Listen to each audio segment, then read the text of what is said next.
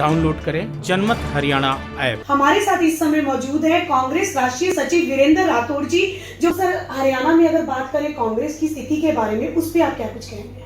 देखिए, हरियाणा में कांग्रेस हमेशा से मजबूत थी, मजबूत है और मजबूत रहेगी। मैं अपने राजनीतिक जीवन के अनुभव पे ये कह सकता हूँ कि 2014 का अगर हम चुनाव देखें, जिस चुनाव में भारतीय जनता पार्टी का उदय हरियाणा की राजनीति के अंदर हुआ, तो वो चुनाव मोदी जी के नाम पे चुनाव लड़ा गया था और मोदी जी की वेव के अंदर हरियाणा के अंदर बीजेपी स्टैंड हुई। नहीं तो मैं 2005 का हमने चुनाव लड़ा, 2009 का हमने चुनाव लड़ा, 2009 के चुनाव तक तो हमें ये भी मालूम नहीं होता था कि हमारे खिलाफ भाजपा का कैंडिडेट कौन चुनाव लड़ा। ये 2014 के बाद ये मोदी वेव के अंदर भाजपा सीटें लेकर के आई और सरकार का गठन किया। जहां तक कांग्रेस की बात है, कांग्रेस के कार्यकर्ता बहुत मजबूत है, कांग्रेस की लीडरशिप हमारी बहुत मजबूत है। बहन कुमारी शैलजा जी के नेतृत्व में हरियाणा में कांग्रेस मजबूती से चल रही है और हुड्डा जी हमारे सीएलपी लीडर हैं। सभी एमएलए का नेतृत्व वो कर रहे हैं हरियाणा की विधानसभा में। तो संगठन और हमारे चुने हुए नुमाइंदे दोनों का नेतृत्व जो है वो मजबूत हाथों में है। और मुझे लगता है कि जिस प्रकार का माहौल आज प्रदेश में है, तो मैं 75 पार का नारा तो बीजेपी की तरह नहीं दूंगा, परंतु मुझे पूरी उम्मीद है कि एक पूर्ण बहुमत के साथ आम जनता ने मन बना लिया है और बहुत जल्दी मन बनाया। अक्सर ये देखने को मिलता है कि चुनाव से 1-1.5 साल पहले ही लोग अपना मन बनाते हैं, पर हरियाणा में 3 साल 3.5 साल अभी चुनाव में पड़े हैं, परंतु जनता की इच्छा ये है कि जैसे कल सुबह ही चुनाव हो जाए और हरियाणा के अंदर बदलाव कर दिया जाए। तो ये एक फीलिंग जब हम लोगों के बीच में जाते हैं तो लोगों के अंदर ये बहुत ज़्यादा फीलिंग आज उफान पे है। तो ये उफान मुझे लगता है कि भाजपा को हरियाणा में से पूर्ण रूप से उखाड़ने का काम 2024 के अंदर होगा और कांग्रेस पूरे के पूरे बहुमत के साथ जो है सरकार बनेगी। तो सर फिर हरियाणा में संगठन क्यों नहीं है? कांग्रेस का संगठन क्यों नहीं बन पा रहा? कांग्रेस का संगठन हमेशा हरियाणा के अंदर रहा है। हाँ, संगठनात्मक बदलाव जो है वो काफी समय से नहीं हुए हैं और मुझे लगता है कि जल्दी ही कांग्रेस के संगठन के अंदर जो मूलभूत बदलाव होने हैं वो जल्दी होने जा रहे हैं। सर ये होने जाने वाली बात काफी समय से चल रही है, लेकिन फिर भी हो नहीं रहे हैं। एग्जैक्टली कब तक होंगे या कब तक हो जाएंगे, ऐसा कुछ एक पॉसिबल है? देखिए, मैं विभाग बोलता हूँ, जब प्रदेश के अंदर मजबूत नेता हूँ तो वहाँ कहीं ना कहीं थोड़ी सी समस्या संगठन को बनाने में हमेशा आती है, वो चाहे किसी भी राजनीतिक दल का संगठन हो। और हरियाणा में कांग्रेस के पास मजबूत से मजबूत नेताओं की भरमार है, इसलिए मुझे लगता है कि थोड़ा डिले है। हर एक लीडर से चर्चा करनी, बात करनी, राय शुमारी करनी, सहमति बनानी। तो जब मजबूत लीडर होंगे तो थोड़ा सा समय सहमति बनाने में भी निश्चित रूप से लगता है और वो सहमति बन भी रही है और मुझे पूरी उम्मीद है कि जल्दी हरियाणा के अंदर एक मजबूत संगठन, सभी जिलों में जिलाध्यक्ष और प्रदेश कांग्रेस कमेटी का गठन जो है वो होने जा रहा है। सर आने वाले समय में ग्राम पंचायत के चुनाव आने वाले हैं, बीजेपी अपने सिंबल पर चुनाव लड़ती है, क्या कांग्रेस भी इसी प्लानिंग से सिंबल पर ही चुनाव लड़ेगी या क्या कुछ प्लान है सर? देखिए, हमारी एक बैठक, उस बैठक में मैं भी उस बैठक मैंने भी भाग लिया और वो कमेटी जो है उसका मैं भी हिस्सा हूँ उस कमेटी का। तो एक बैठक हमारी इस विषय पे हुई है ग्राम पंचायत के जिला परिषद के चुनाव को लेकर के। अभी फिलहाल हमने ये तय किया है कि कांग्रेस जो है वो सिंबल पर चुनाव जिला परिषद के नहीं लड़ने जा रही, परंतु उस बैठक में अभी कार्यकर्ताओं के साथ सलाह मशवरा लेकर के फाइनल डिसीजन हमारा निश्चित रूप से होगा। परंतु एक राय हमारी सब सीनियर लीडर्स की जरूर बनी है कि सिंबल पे कांग्रेस चुनाव नहीं लड़ेगी, परंतु अभी भी राय शुमारी जारी है।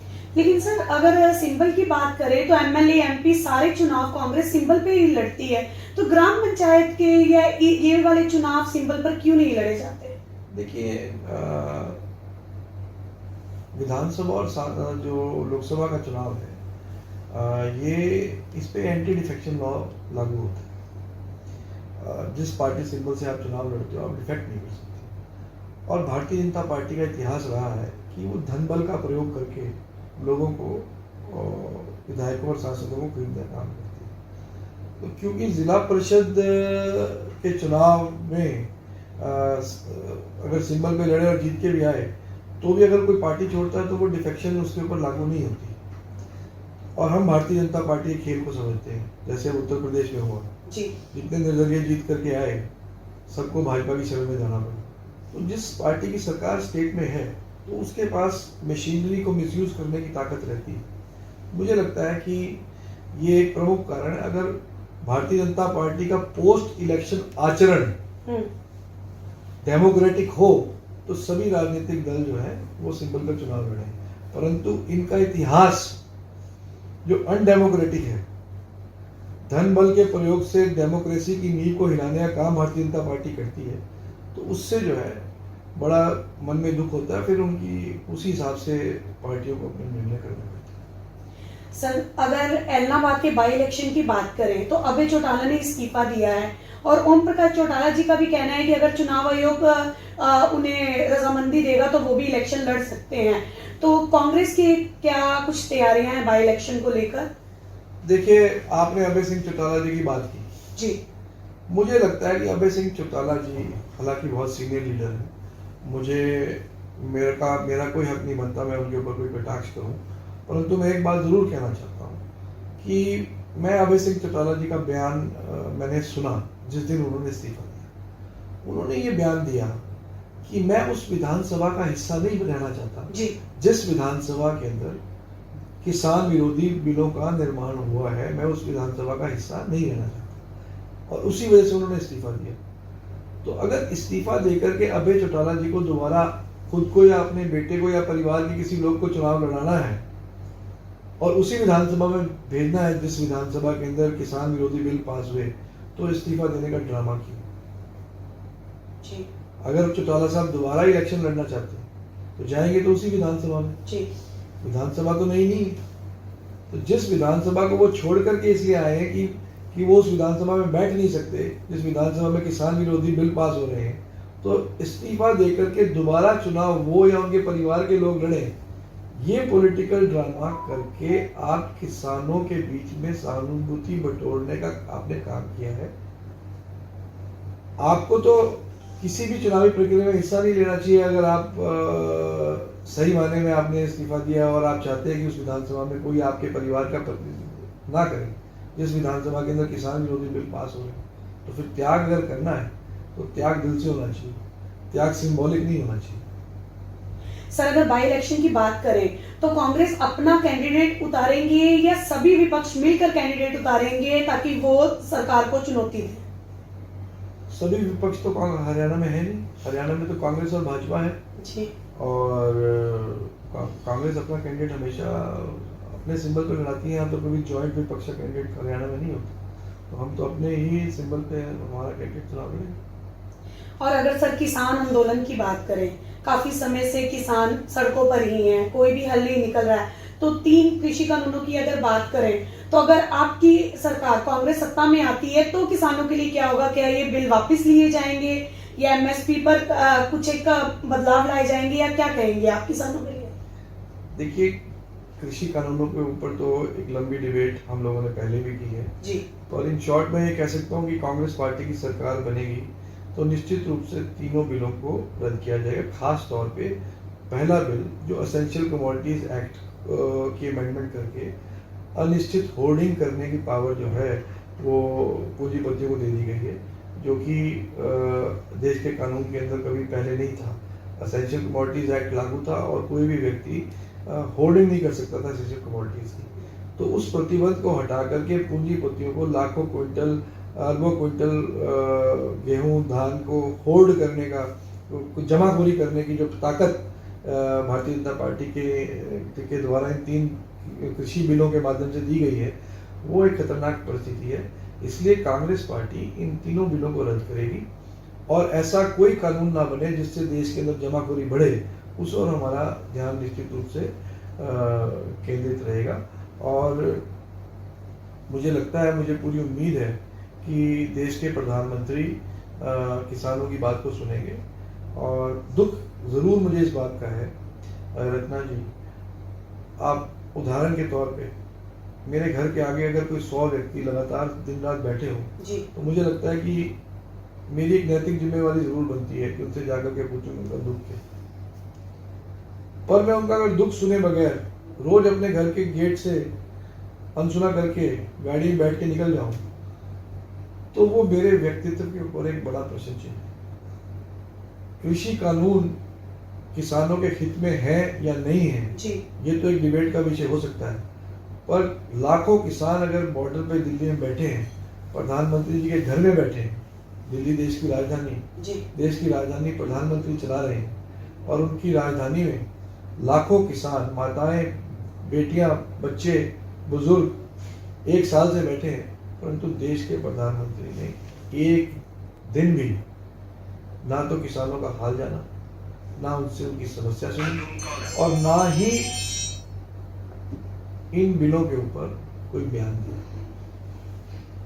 अगर तीनों बिल किसान हित के हैं तो 4 लोगों की किसानों की कमेटी को भी बुला करके देश के प्रधानमंत्री जी समझा सकते हैं कि ये तुम्हारे हित में है। परंतु देश का प्रधानमंत्री चुप्पी और मौन साध करके अपने व्यक्तित्व की, हालांकि मेरा इतना बड़ा कद नहीं है, मैं तो एक बहुत छोटा सा पॉलिटिकल आदमी हूं, परंतु छोटा जरूर हूं पर सामाजिक हूं, पर सामाजिक व्यक्ति हूं। और मुझे लगता है कि सामाजिक व्यक्ति को समाज की बात निश्चित रूप से सुननी चाहिए। 1 साल से प्रधानमंत्री जी उनकी बात को ना सुन रहे हैं, पूर्ण रूप से अनसुना किए हुए हैं। मुझे लगता है कि प्रधानमंत्री जी ने राजनीतिक जीवन तो जरूर बिताया है, परंतु सामाजिक जीवन में प्रधानमंत्री जी के कहीं ना कहीं बहुत बड़ी कमी है।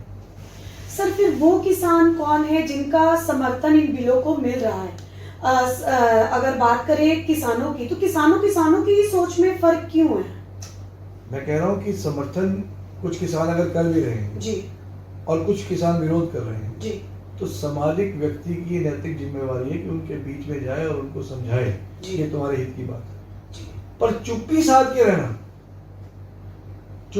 के रहना तो ये सामाजिक व्यक्ति की पहचान कभी हो ही नहीं सकती।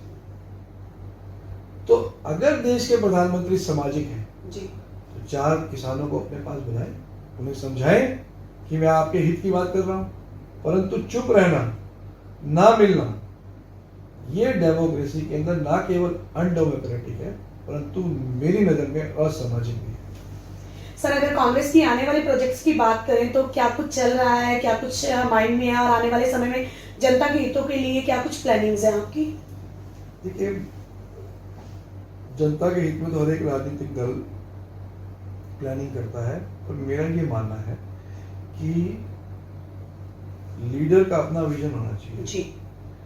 लीडर वही हो सकता है जो अगले 20 साल या 30 साल की सोच रखता है।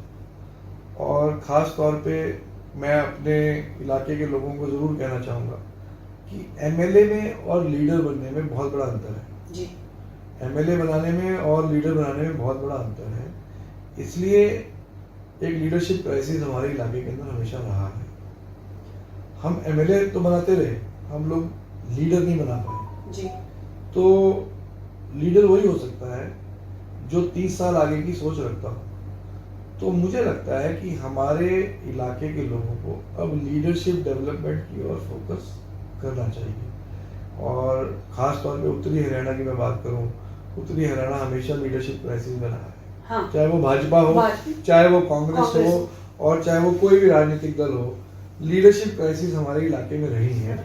और जिसका खमियाजा हम लोग, ना केवल हम, पिछले जब से हरियाणा का निर्माण हुआ है, जिस तर्ज पे हमें डेवलप होना चाहिए, क्योंकि उत्तरी हरियाणा सबसे साधन समृद्ध एरिया है जी। सबसे सबसे साधन समृद्ध इलाका है। हमारी धरती फर्टाइल है, हम सबसे ज्यादा अनाज पैदा करते हैं, पर फिर भी पॉलिटिकल रूप से हमारे में पिछड़ापन है। वो पिछड़ापन इसीलिए है कि हम कभी लीडर यहाँ पैदा नहीं कर सके।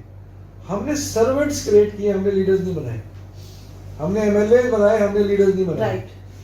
तो और मेरी हमेशा से, जब से मैं राजनीति में आया हूँ, मेरी हमेशा से ये मुहिम रही है कि लीडरशिप डेवलपमेंट जो है वो की ओर फोकस होना चाहिए। इसीलिए मैं बड़ा फोकस रहता हूँ कि नए लीडर्स ज़्यादा से ज़्यादा तैयार हों, और मेरी तलाश रहती है कि अच्छे नौजवानों को राजनीति के अंदर आगे बढ़ाएं, जो भविष्य में लीडर्स बने, केवल एमएलए ना बन के रहे, वो लीडर बने। तो इसलिए मुझे लगता है कि ये फर्क जो है, जिस दिन हमारी इलाके की जनता पहचान जाएगी और लीडरशिप की तरफ बढ़ चलेगी, तो जब एक बड़ा बदलाव होगा। जैसे करनाल में भी जी, मैं करनाल शहर की बात करूँ, करनाल शहर में भी लोगों ने एमएलए बनाया जी, लीडर नहीं बनाया। कोई चीफ मिनिस्टर बन के भी लीडर नहीं बनता, और कोई बगैर एमएलए बने भी बहुत बड़ा लीडर बनता है। जी। तो ये डिफरेंस जो है, ये पहचानने की आवश्यकता है। मैंने बहुत सारे लोग ऐसे देखे हैं कि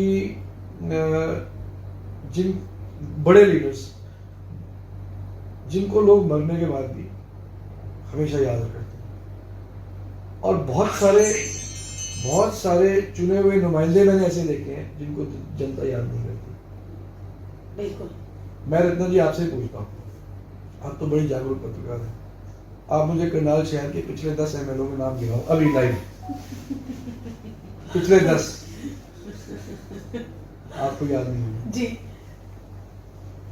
आपको याद इसलिए नहीं होंगे क्योंकि करनाल में कोई लीडर नहीं बना।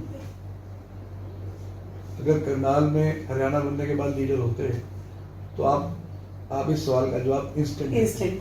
पर अगर रोहतक, सिरसा और हिसार के किसी पत्रकार से मैंने ये सवाल किया होता तो वो तुरंत इंस्टेंट जवाब, क्योंकि वहाँ लीडरशिप हमेशा रहेगी। तो ये एक बहुत बड़ी कमी। सर, अगर राजनीतिक सफर से हट के बात करें तो आप एडवोकेट हैं। बेटियों की अगर बात करूं, मेरी जनता भी जानना चाहेगी, आए दिन बेटियां हमारी दहेज की बलि चढ़ रही हैं। हर रोज देखा जाता है, अभी 4 दिन पहले भी एक बेटी हमारी दहेज की बलि चढ़ी है। इस समय भी कहना है स्वतंत्र भारत है, लेकिन बेटियां हमारी दहेज की बलि चढ़ रही हैं। 9 साल की बच्ची के साथ दुष्कर्म हुआ है, 12 साल की बच्ची के साथ दुष्कर्म हुआ है। आखिर ये कब तक होता रहेगा? हमारी बेटियां कब तक, अपने घरों में भी बेटियां सुरक्षित नहीं है। सर, आप एडवोकेट हैं, उसके मतलब किस चीज को हम ब्लेम करें कि इतना ब्रॉड माइंड होने के बाद भी अभी तक भी ये कहते जरूर हैं कि बेटे और बेटी समान है, लेकिन फिर भी बेटियां सुरक्षित नहीं है? देखिए, आपका बहुत इंपॉर्टेंट सवाल है जी। और ये निर्भर करता है देश के कानून के ऊपर, और कानून को कैसे हम एग्जीक्यूट करते हैं। कानून हम बनाते हैं, पर कानून का डर और खौफ जब तक नहीं होगा, इसे थ्योरी ऑफ डेटरेंस बोलते हैं। डेटरेंस अगर कानून की नहीं है तो उसकी एग्जीक्यूशन के अंदर प्रॉब्लम आती है, और फिर समाज के अंदर इस प्रकार के ये सवाल उठते हैं, जिस प्रकार के सवाल आप मुझसे पूछ रहे हैं। जी। हालांकि निर्भया कांड के बाद, निर्भया वाले एपिसोड के बाद बहुत सारे बदलाव सुप्रीम कोर्ट की इंटरवेंशन के बाद देश की पार्लियामेंट ने किए। पॉस्को एक्ट का हमने लेकर के आए, और मुझे लगता है कि पॉस्को के आने के बाद काफी हद तक जो है एक डेटरेंस क्रिएट हुआ है और कानून बहुत कड़ा किया गया है। परंतु आज भी चाहे वो इंडियन पिनल कोड के अंदर महिलाओं के साथ उत्पीड़न के मामले हैं, उनके अंदर अमेंडमेंट्स की बहुत आवश्यकता है जी। सीआरपीसी के अंदर अमेंडमेंट्स की बहुत आवश्यकता है। सबसे बड़ी प्रॉब्लम है कि कानून है, पर कानूनों की एग्जीक्यूशन के अंदर बहुत डिले है। डिले इसलिए है कि number of vacancies, number of जजेस की हमारे पे बहुत कमी है।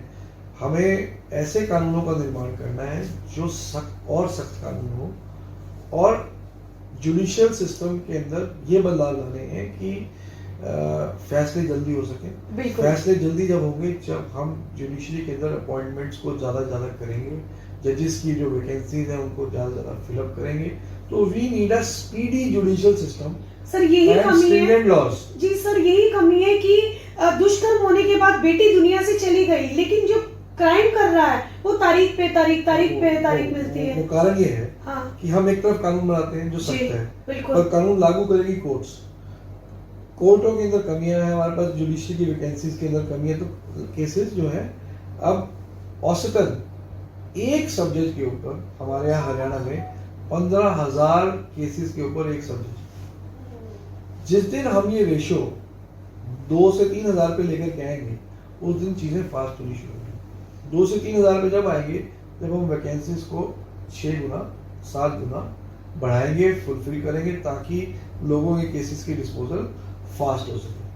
तो कहीं ना कहीं हमें इस चीज़ को देखना पड़ेगा, बैलेंस जो हमें स्ट्राइक करना है वो इस पर करना है कि स्ट्रिंजेंट लॉज भी बने, ऐसे लॉज बने जो सख्त हो और उनकी एग्जीक्यूशन फास्ट हो। फास्ट एग्जीक्यूशन जुडिशियल सिस्टम को और ज़्यादा इम्प्रूव करके उसके ऊपर एक बड़ा इंफ्रास्ट्रक्चर, सरकार का फोकस जुडिशियल इंफ्रास्ट्रक्चर के ऊपर जिस दिन आएगा, उस दिन ये चीज़ें तेजी से दौड़ने लगेंगी। तो ये रिफॉर्म्स जो हैं बहुत आवश्यक हैं।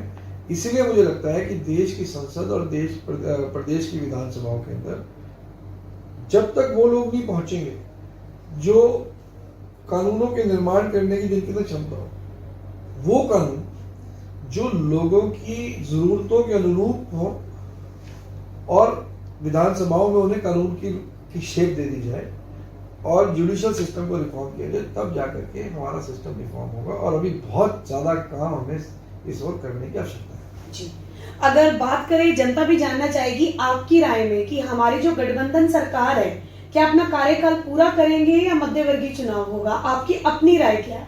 देखिए, ये तो दोनों पार्टनर्स ही बता सकते हैं, पर मुझे लगता है कि जनता की अपेक्षा के अनुरूप गठबंधन नहीं है। लोगों का मैंडेट गठबंधन के खिलाफ था। जी, जेजेपी को वोट बीजेपी के खिलाफ लोगों ने विकल्प के रूप में दी। वो अलग बात है कि लोगों की अपेक्षाओं के अनुरूप जेजेपी का आचरण रहा और उन गठबंधन में आकर के उन्होंने सरकार का निर्माण किया।